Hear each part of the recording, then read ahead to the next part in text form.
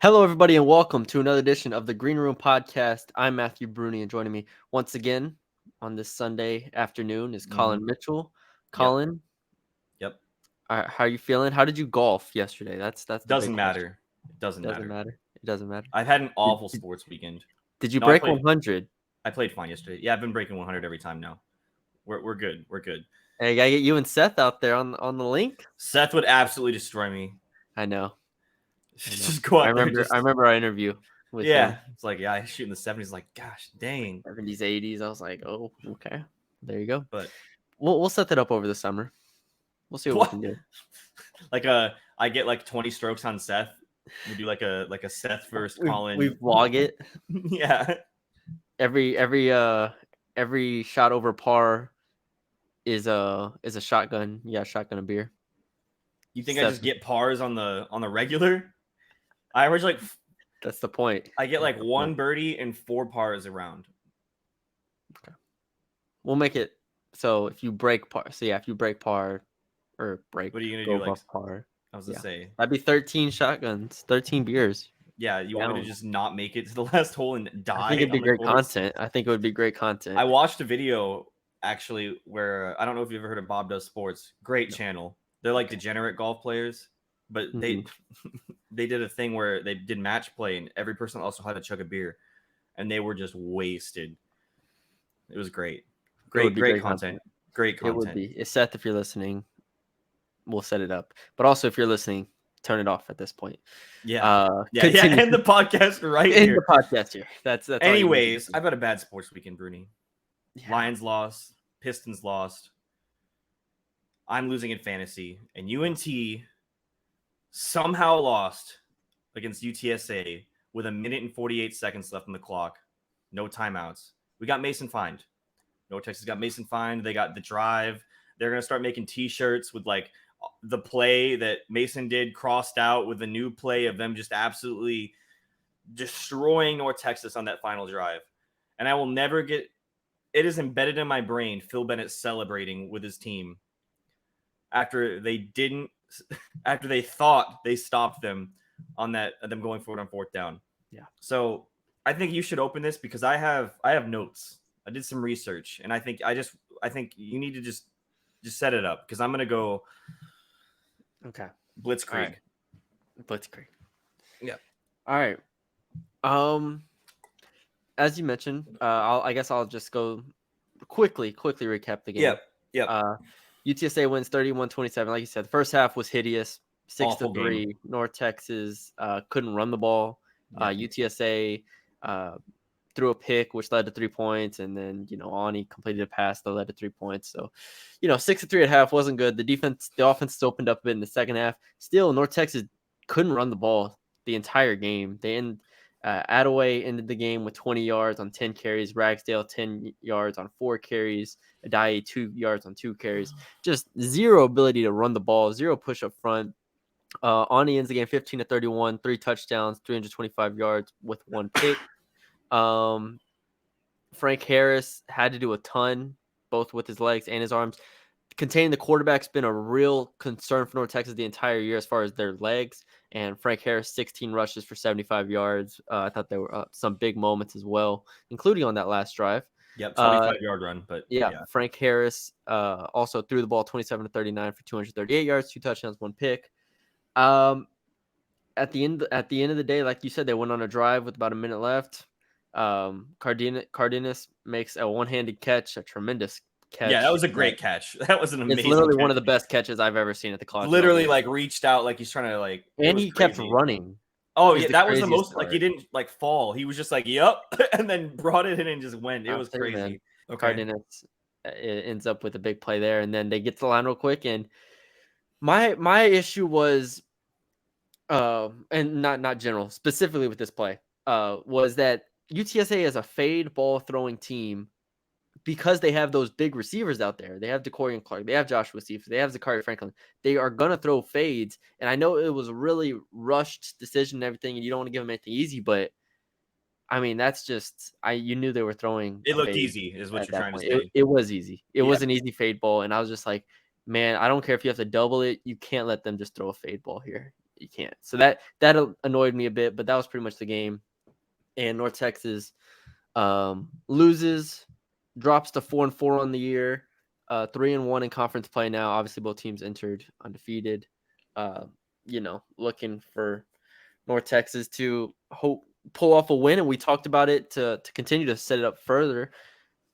We talked about it beforehand, just that the win would pretty much save Seth Luttrell. The win would set North Texas up with a real chance to make a conference championship game, and a win would change, I think, how we talked about this team and this program moving forward, because they would have overachieved. They would have exceeded expectations. They went into the game as 10-point underdogs. Right before kickoff, it was announced Rashad Wisdom, UTSA's best defensive player, arguably, was out, and it was announced after the game. I believe he's out for the season. So, speedy recovery to him. Great player out of Judson area in San Antonio. But anyways, so they're without him. The offensive line is depleted. We talked about it on the pregame podcast. So all that stuff, I felt North Texas would cover the 10. They did. But to lose the game the way that they did, I feel like it's emblematic of where these two programs are. UTSA has done this time after time after time. If you look at last year, you can find 3 of these games where they pull out crazy wins. This year, and if you look in the past couple of years, North Texas never pulls out these wins. So that's kind of the foundation when looking at this game. But I'll throw it to you. I don't know how you want to start it, but you're so calm. That's what I'm amazed that you're calm right now. That's I think you go, and then I'll go. Okay, and feel free to stop me whenever you hear a point. Yeah, take a sip. You brought it up. This is the difference between where the two programs are at. You have UTSA, which is able to overachieve when they need to. You have North Texas, which has never been able to. And the stats that I pulled up are this. Seth Luttrell, in my opinion, has only overachieved one time in his entire career at North Texas, and that is the 2016 season when he had Mason Fine. He went to a bowl game, and he pushed Army to overtime in that bowl game.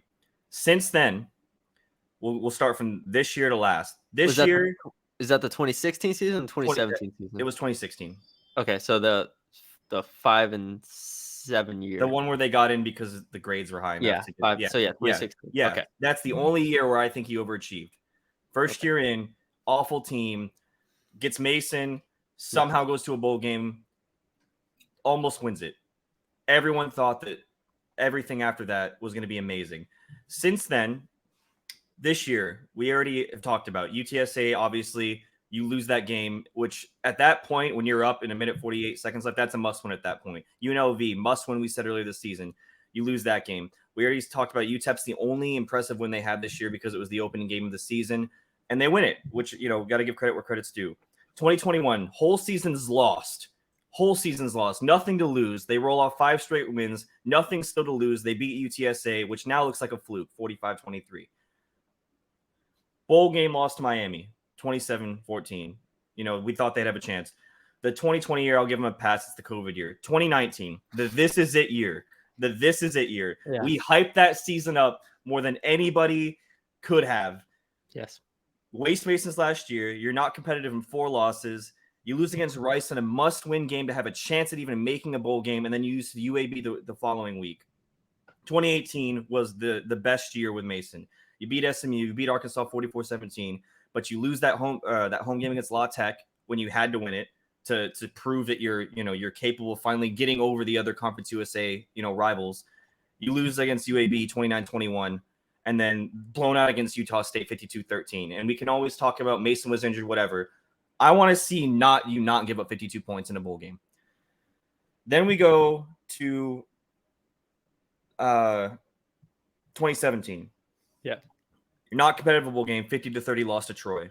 Not competitive against FAU in the championship game, 41-17. The common theme here is you can beat the bad teams when you need to because your talent is better. You're not able to win games that are important for the program, and I just named all of those off. Yeah. And then finally, you've never been able to overachieve when it's handed to you. It's thrown into your lap. This game, UTSA, I would have come on here if they got blown out like I had predicted and been like, yeah, I mean, that's what I expected. What are you going to do? But the fact that they made the game ugly, they came back against an injured or they held against an injured UTSA. They have what should have been the game-winning drive, and then for some reason, with a minute and 48 seconds left with no timeouts, they give it up.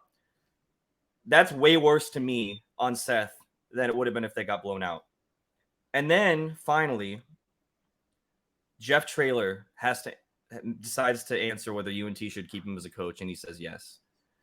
If at any point, anybody, any rival coach, I don't care who it is, if they say on record that, yeah, they should keep him, that means not just keep. I think, didn't he say they should, they'd be idiots that fire him or something like that? It doesn't matter. Yeah. If a rival, if another person in the same league you're in says, yep, North Texas, it would be idiots to lose them if that's what he said.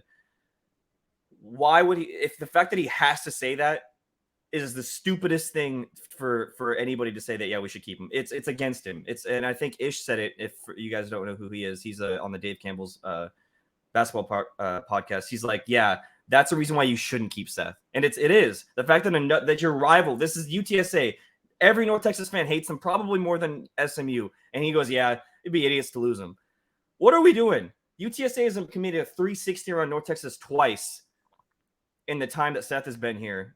Ranked. North Texas was supposed to be ranked that 2018 year when they beat Arkansas. They win bowl games. They come back. They win despite injuries. It's mind-boggling to me. So with all that being said, this has to be it for Seth. We can't play golf now. He'll beat me up. Yes. He will. It's hard for me to evaluate this because they did keep it close. They did have a chance. And is that what they're playing for? Ending the game, when the game ended, I was like, dang, they could have won this game. They should have won this game. They should have won this game, sure. So with that was my first reaction, was that they could have and should have won this game. But I think that it still opens the door at this point for uncertainty. No, I think it does, but a lot will be decided because I don't think they're beating Western Kentucky. And if they beat Western Kentucky, then I will be more concrete in supporting you here. But Western Kentucky on the road, FIU, like, this is a win. And to get to your point, we've talked about it on this podcast before. How long can you accept mediocrity? Yep. I think that's the bigger issue here. How long, going into a new conference, you're looking to press reset on the program to a degree. You have money coming in, you're in a great location, one of the hotbeds in the entire country. I just watched Geyer beat the brakes off of Allen like 3 days ago. And so you're here and you're going into the American with SMU, Memphis, so on and so forth, UTSA, FAU, so on. And it's like, how long, if you keep Seth, will you be mediocre for? And I think that's the bigger concern here, because I'm over here in LSU and I'm watching Brian Kelly single-handedly within 1 year take this LSU program from 39 scholarship players at 6-6 to now potentially being 8-4 or 9-3 in the SEC West. Like, coaching matters. Yeah. Coaching matters. And so I just that's where my support is with you, is that it's like, yes, they almost beat UTSA. Cool. They could beat FIU and Rice or even FIU, Rice, and UAB, let's say, and they win 3 of the last 4 and they go 7-5. Cool. But it doesn't move the needle at all. And that's the concern going into the American right now. And that's why we wanted this year to move the needle. That's why you can't lose to UNLV. That's why you have to beat Memphis. You need something that moves the needle, because wins over Texas Southern, UTEP, FIU, and Rice don't move the needle at all. The FAU win barely moves the needle, really. So that's where it's tough to fully assess it at this point in the year. But I agree with you for the most part. And you said last week that this is how do they compare against the talent that they're going to be going up next year in the AAC. UTSA obviously is moving. It's important that rivalry stays competitive. And, for everyone that's going to say, yeah, this game was competitive, why am I slamming on Seth so hard? Well, it's because they had the game won for them against the UTSA team that lost, like you said, their best defensive player. They have a lot of injuries, and it was handed to them. They had it. Frank Harris, you let him run for 20-something yards. Yeah. The tight end catch, whatever, that's fine. Yeah. If that he just made a play. And then, like you said, you let their receiver that you should know that cannot catch a ball in the end zone under any circumstances just pushes your guy aside, catches it, game. Yeah. Like, it was that quick. It was not a North Texas. Okay, two parts here. North Texas was the more talented team on the field, if nothing else, just because of UTSA's injuries. Yeah, and I agree with that. North Texas was the more talented team on the field. And let's remember, this is Seth Luttrell's 7th year. This is Jeff Traylor's 3rd or 4th off the top of my head. I don't remember which one. But I also sent you a tweet. So that's the first point. Second thing, I sent you the tweet, and guy I follow on Twitter does a great job with this. This is his he started 2020 COVID year. Okay, so this is year 3. So yeah, this is year 3. Yeah. Let me do something. Let me share my screen on here for those who are watching on the window Chrome tab. Here we are. Okay. So here, Stats of War, Parker, he works for CFB Graphs, does a great job every week. I always reference his stuff a lot.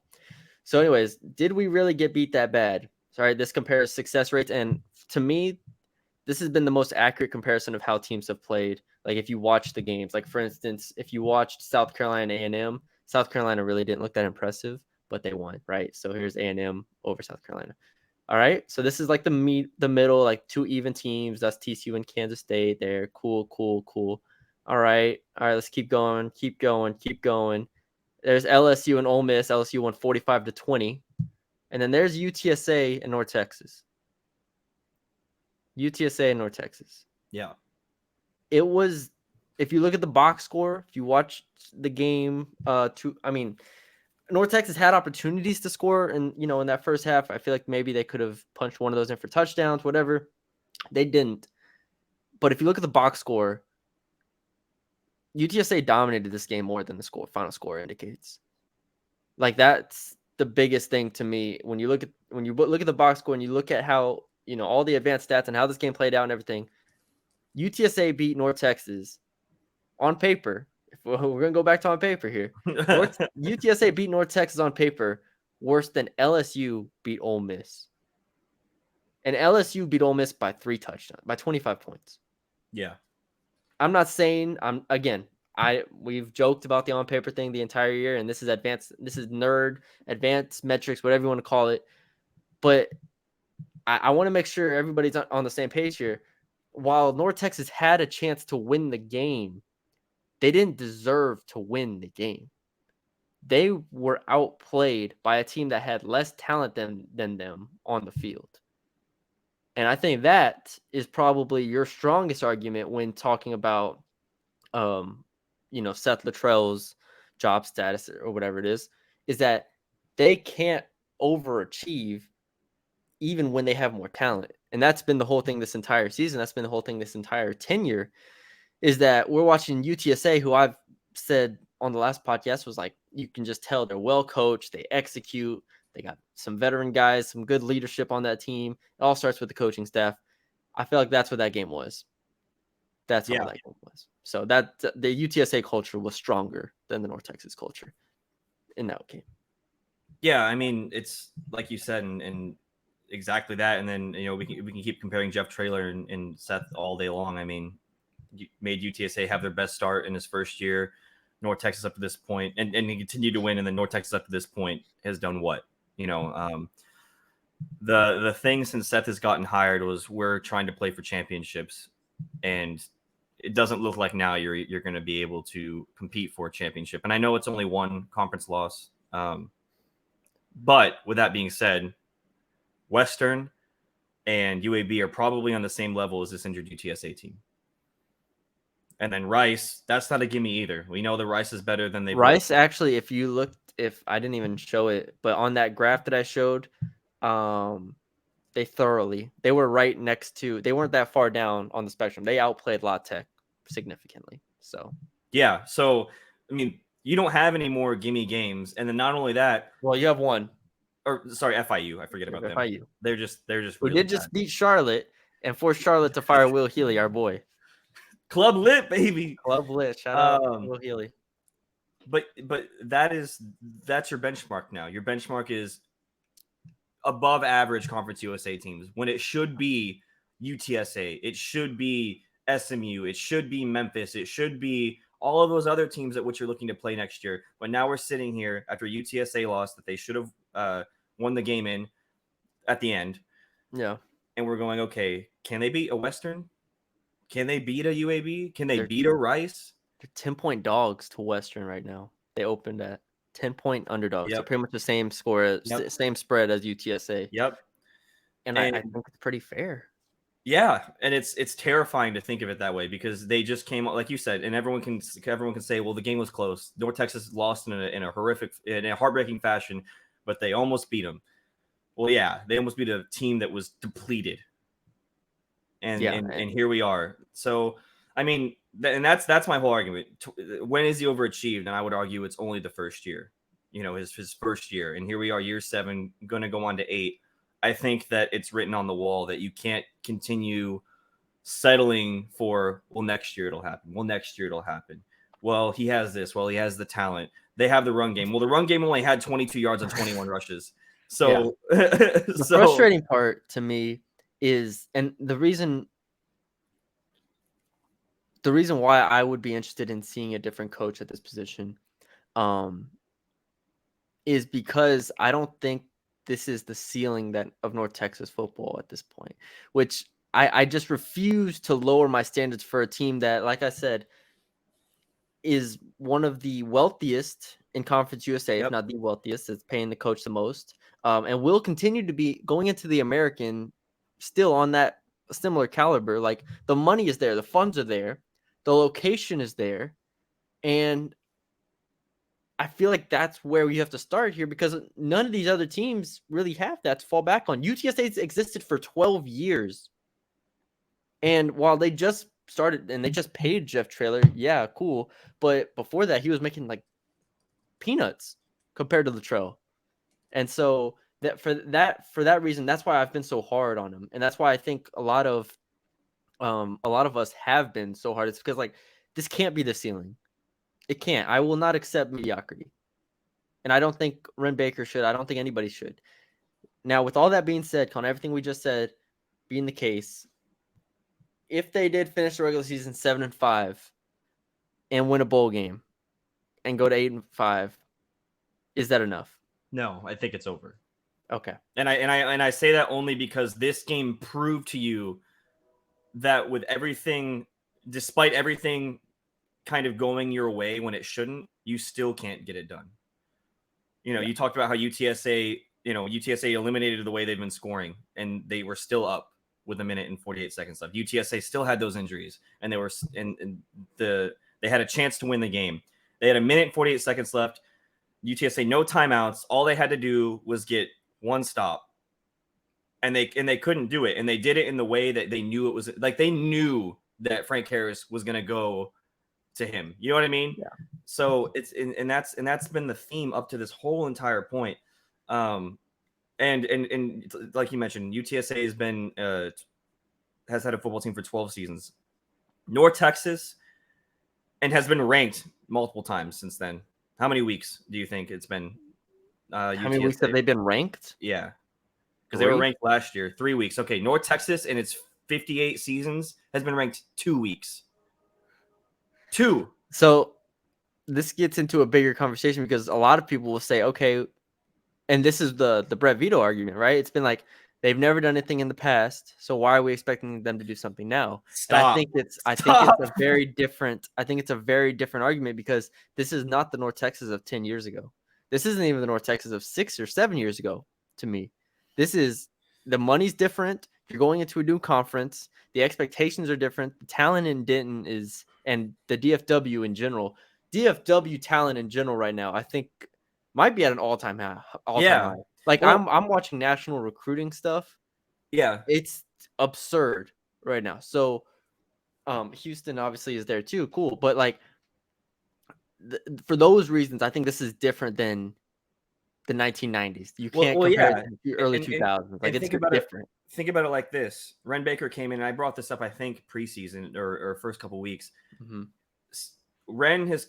I want, and Seth wasn't a Ren hire, right? He was the only Correct. coach right now that's not a Ren hire.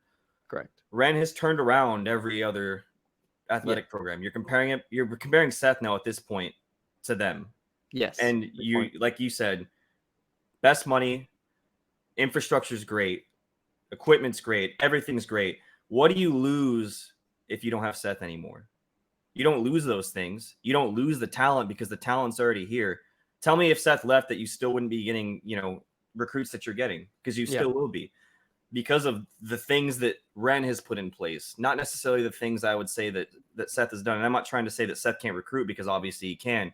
Yeah. But if you get rid of Seth, what do you lose? I don't lose good coaching. I don't lose, an offensive mastermind. I don't lose, Tia High let it fly. When have they done that? Mason, yeah, but then the year that they were supposed to do it all, they couldn't. 2019 season. The 2019 season is the biggest indictment.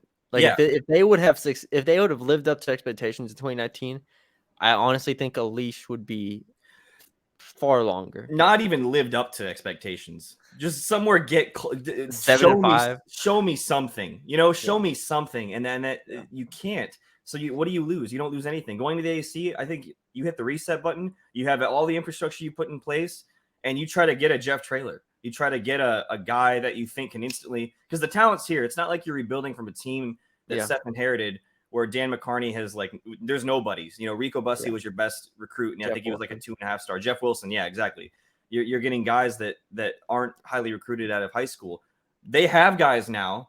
They have the talent. They have the facilities. You're going to a new conference, which has always been a thing where it's like the Conference USA sucks. You have all that now. Hit the reset button. Show me what you can do with somebody else. So I am interested if they lose to Western, where our heads at. I think it'll be interesting, because I don't know how much more we can say on the matter. Right, because every week's the same thing. This is the biggest game. This is what he has to do, Yeah, the Western Kentucky game for me isn't even it's just don't get embarrassed. Yeah, exactly. That's what it is. Well, that's what they're playing for now. Because you can't get your 7 wins unless you get literally 3 good teams win, Again, UTEP I don't think is very good. FIU is awful. Texas Southern, okay. And then FAU is the only decently legitimate win that you have at this point. So we'll see. We'll see how it goes. I think you worded it. I think the best way of looking at it is hitting the reset button. Yeah. Like, even if they go 7-5, cool. If they go 6-6, okay. But at the end of the day, you can't risk running it back and going 5-7 next year. You can't risk running it back and going 6-6 next year. Like, you have to at some point, enough is enough. At some point, you have to hit the reset button. So I think that's, and I'm here trying to not translate your words, but also trying to just put it into perspective to a degree. Yeah, put it in perspective. I think. And one more thing to end on everything that I've said up to this point. Their strength of schedule this year is 108th in the country. Yeah. You like you just said, they're not playing world beaters. You're playing Conference USA teams with a couple of good teams sprinkled in there. Yeah. So, win on paper all you want, but show me some wins against good teams. Yeah. All right, that's all we have for y'all today. We hope you all enjoyed the episode. It was good to see Varkey's Gums out there. Oh, I love that. I love that wheel route that they ran at the end of the game. Yeah. That was great. Varkey's Gums, man. We've been high on him since high school. So shout out my man Varkey's Gums. Good to see Varkey's lighting it up there. But yeah, that's all we have for y'all today. We hope you all enjoyed it. 30-minute episode. We will be back later in the week for a West Kentucky episode, but also we got to do our prop things. Oh, that's right. Our points. But while I pull that up, we also have some basketball stuff. I'm not sure when we will release it because I don't know if I want to release it the same day. I feel like we need to like wait. Should we wait? Bit. I don't know. Maybe maybe or we'll do it like Thursday. But I thought we were doing the Western Pod on Thursday. Oh yeah. Oh, I got confused. Tuesday, Thursday. That's okay. That's all right. We'll figure it out. We'll figure it out. Frank Harris, 350 passing yards. Under. He ended with 238. Under. Colin was right. Over under 200. Over under points 72.5. You said over. I said under. Matthew was right. North Texas 4.5 sacks. Did you make that prop? Yeah. That's a crazy one. What was the final? It wasn't 4.5. I don't think. It sounds really high. It is very high. 4. It was 4. Look, and I was on the right track. Yeah, you were. Under. You were right. I mean, who knows? You know, the half sacks could all be just, you know, all the same. I'm just kidding. You were right. I had the right idea at 4.5 though. Definitely did. Ani 1.5 interceptions. I said under. You said over. It was 1. And then Ani 2.5 touchdowns. We both said over. So it doesn't really matter, but we were right. 3. All right, who's closer on score? Probably you, right? I said 35-31. Yeah, 100% you. So am I down one or are we tied now? That brings us to Colin is now at 18. Rooney is now at 17. Let's go. Still in the lead. So that's great. That's great. Well, actually, no, I'm sorry. Add one more onto those because I didn't include the ones we got right. So 19-18. Colin is up. All right. There you have it. Amazing. It's almost basketball season, Colin. We will be bringing some basketball content to y'all very soon. Very, very, very soon. Cannot wait. Cannot wait. Best time of the year. Basketball school. 100%. 100%. I don't know if you saw, but Thomas Bell and Mike Miller's team played Javion a few days ago. How much did Javion put up? I don't remember exactly, but he's shooting the hell out the ball over there. He's putting up like 25 a game. He's in the same league as them. He's in the British, the English. I don't know what the word is. Britain league. He plays for the Newcastle Eagles. Yeah. So Newcastle, England, and then they play for the Bristol Flyers. So I feel like Javion could have played somewhere better than that. But well, Colin, he's working his way up. Right? He's young. Dude went from the Texas Legends to the Newcastle. Who was on the Texas Legends? He was on the Texas. Javion was on the Texas Legends for a little while. He was on there. He was what? There's pictures of him. I'll find it for you. I'm looking it up. He was at least on there. It's literally on his. It's not even on his Wikipedia. He has a Wikipedia now. That's when you know you're legit. That's when you know you're legit. You know, I'm only a month older than Javion. That's crazy. Really? Yeah. Dang. I don't see. I mean, I know he did something with them. Played 12 games with them. You're right. Thank you. 12 games, 131 minutes, 36 points. Good for him. Okay. Anyways, that's all we have for y'all today. We will talk to y'all later. And yeah, leave a like on the video. Spotify, Facebook, Twitters, all that good stuff. Yeah, send it to a friend. Thanks for supporting us. We got like 400 views on the preview, the UTSA preview video. So thanks for all that. And yeah, talk to y'all later.